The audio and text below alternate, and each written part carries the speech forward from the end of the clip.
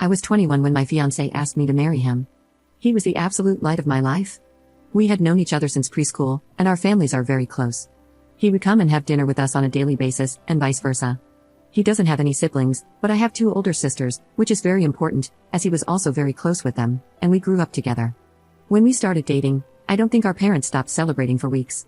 He helped me deal with a lot of my anxiety, and even when I gained a little weight and my mother berated me, saying he was going to leave me, he told her off and said he loved me for who I was, not for what I looked like. We were only engaged for 6 months before the incident. My middle oldest sister, let's call her Nikki, was a very cold person. She never showed any affection. She only ever opened up to my fiancé, as she saw him as a brother, and he also helped her through a lot of her dark times, such as battling substance addictions and breaking the law. She and I never saw eye to eye, but I loved her dearly because she was my sister. I just didn't like her as a person. One day, she told me she wanted to take me clubbing, as we had never been together before and she felt bad that she was so distant from me. I agreed, and that night we went out. Clubbing wasn't really my style, but once I had a few drinks, I loosened up a little and began having fun. The night was going smoothly until Nikki spotted a guy across the room whom she claimed she wanted to climb like a tree. She walked over to him, and within a few minutes, she was back and she had a sour expression on her face. I asked her what was up, but she never said anything. I kept pressing because I didn't want our night to be ruined, and she told me the guy didn't want her number, but wanted mine instead. I told her he was a loser, and there were plenty of guys who would want to be with a girl like her, but she didn't budge. She told me she needed to use the restroom, and then we would leave. I waited for over an hour, and during this time, I was sipping on a lot of different drinks, and I started feeling really dizzy and lightheaded. I figured I'd just cab it home as I was certain Nikki had left. On the way out, though, I bumped into a friend of Nikki's whom she had briefly dated. He asked me if I needed a hand to my car, and I explained I was getting a cab. He said he was getting ready to leave, and we could share one. I told him okay, and we walked out of the club together and into the first cab we saw. I tried to find my phone in my purse, but I felt myself getting dizzier and dizzier. I don't remember what happened next, but I woke up the next morning on a hard sofa, my head pounding. When I came to, I realized I was at the friend's house, and my phone was at 0%. When he noticed I was awake, he offered some tablets and water and explained that I had passed out in the cab, and he didn't remember my parents' address, so he just picked me up and took me back here, where he laid me on the sofa. I told him I needed to go home as my fiancé would be worried, so he called a cab, and I left. When I arrived at my parents' house, my mother, father, Nikki, my fiancé, and his parents were all standing in the living room. I thought they were worried about me, but the instant I opened my mouth, my fiancé asked how could I do this to him. I tried to explain that my phone was at 0%, but he then went on screaming about how could I cheat on him. I was baffled. Why would he think that? I tried to explain the night's events, but I kept getting cut off. Nikki then chimed in and said I was a lying S-word, and how could I be so heartless to a man who has been there for me through thick and thin. She went on to say I kept flirting with random guys all night, and then when she went to the bathroom, she saw me leave with her friend. I told her what had happened, and she showed me photos on her phone where, as we were leaving, his hand was on my back, ushering me outside. Yes, the photo did look horrible, and I was so out of it I didn't even realize his hand was on my back. My fiancé was so angry, he kept shouting, and our moms were both crying. I then asked Nikki to call her friend, and he would confirm that nothing happened, but when she called him, he told a completely different story. He said I begged him to take me back to his place, and when he did, we slept together multiple times. I started crying and yelling at Nikki because I knew she had organized this to make me look bad. I begged my fiancé to believe me, but he just shook his head and left. When everyone had cleared out, my mother slapped me across the face and told me to get out. I left and went to a friend's house where I stayed for a few nights. During those nights, I called my fiancé, crying and pleading with him to believe me that nothing happened, but he never returned any of my calls or texts. My mom texted me and told me she was kicking me out. She didn't even give me time to get my things as she threw everything away. None of my family would take me in, as they chose my fiancé and mother's side. I found myself homeless and single in less than a day and a half. My entire world had been taken away because of Nikki's lies. For weeks, I tried everything to get my fiancé and family back. The breaking point for me, though, was when Christmas time had come, and I went over to my mother's house to try and reconcile.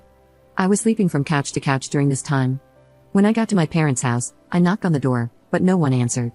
I later found out that my family was in another state celebrating Christmas, and they had posted pictures online. Everyone was there, my sisters, parents, grandparents, and even my fiancé and his family. When I saw the photos myself, I couldn't stop crying as they all looked so happy. I cried for days and days before deciding to block them all. I even returned my engagement ring. My friend knew someone a couple of hours away who was looking for some help in his restaurant, and he even had living arrangements above where he worked, so I could get rent at a cheap price and work at the same time. I wanted to start over with my life as it hurt me that no one took my side, and they all left me to fend for myself. I was able to move pretty quickly and was doing well. The apartment was tiny, and I had to work 10 plus hours almost every day, but I was able to save a lot of money. I'm not living in the apartment anymore. I was able to rent a much nicer condo, but I am still working at the restaurant as an assistant manager. Now, it has been roughly 2 years since I left and have not spoken to any of my family. I had no idea what was going on with them until I got a knock on my door, and it was my ex-fiancé. I was shocked, to say the least, and I tried to slam the door in his face, but he stopped it and asked that I let him explain. He said that Nikki had gotten married, and she had confessed that she lied about the situation because she had found someone she loved so much and realized what a horrible thing she had done. I asked him how he found me, and he said my friend told him. My entire family had been trying to get in touch with me and wanted to see me. I told him I needed time to see if I even wanted to have them in my life. He left, and I have been a mess since. I don't know what to do. I know I will never forgive Nikki. She could rough for all I care, but it's hard because my other family and fiancé didn't know she was lying. Still, I also felt like they abandoned me too quickly without letting me explain my side. I don't know if I should forgive them. Update 1. I'm so sorry if it took too long to post an update. I was honestly in so much shock I didn't know how to cope with it. I never got back to my ex. I didn't know what to do, but eventually he must have given my phone number to my parents as they texted asking to meet up. I never replied and was planning on organizing a Zoom meeting, but didn't need to as my father showed up to my door. When I answered the door and saw him standing there, I ended up throwing up, which he insisted on cleaning. When he was done, we sat down, and I just burst into tears. My emotions were all over the place, and my father has worn the same cologne for a really long time, so when I smelled it, it just brought back all these memories. He tried to hug me, but I pushed him away and asked what he was doing here. He went on to explain that he and my mother are getting a divorce. He said he begged my mother to get in touch with me the minute I left, but she refused and said I was acting like a baby, and if I wanted to leave them after doing something so horrible, then I could do things on my own from then on. He said they arrived back home after New Year's Eve and were planning on inviting me over so we could talk. That's when they got in touch with my friend, and she told them I left and didn't know where I was. I asked him why he didn't listen to my side of the story, and why they threw me away so easily. He just started crying. He said he never meant for things to get so out of hand, and he wishes more than anything he could take it all back. He said he had no idea my mother was going to kick me out. He thought it was going to be for a few days, but then they decided last minute to spend Christmas out of state. My mother apparently promised him I would be allowed back home after they got back. I said she threw away all my stuff, but he said everything was still there and she lied about that. I asked him what has happened to Nikki, and he said she's non-existent to him. He wants nothing to do with her, but my mother has been crying to him, asking to forgive Nikki as she is not well, and they had already lost one daughter. They cannot lose two. He blocked my mother and Nikki and has been on my ex's case about finding me. My ex caved in when my dad said he blocked my mother and Nikki and told him where I lived. I asked that he never show up again unless I give him permission, and he agreed. He asked what would happen now, and I said I really don't know and that he hurt me really bad. I then went into detail about how much he hurt me, and what it felt like seeing them so happy without me and how hard it has been.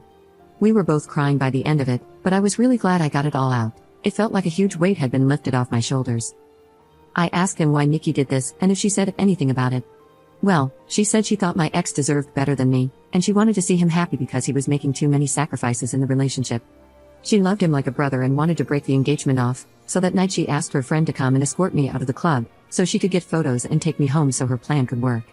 She said nothing intimate happened. I went to sleep on the sofa, and her friend was up playing video games all night until I woke up. I then went to ask about Nikki's husband, and he said my mother has been hush-hush with the entire situation, but he had his number and wrote it down for me. After my dad left, I decided to call Nikki's husband. I was sweating the entire time and felt so sick. What if I could hear her in the background? Well, anyhow, when he picked up, I just spit everything out, which I deeply regret because I should have eased into it for him.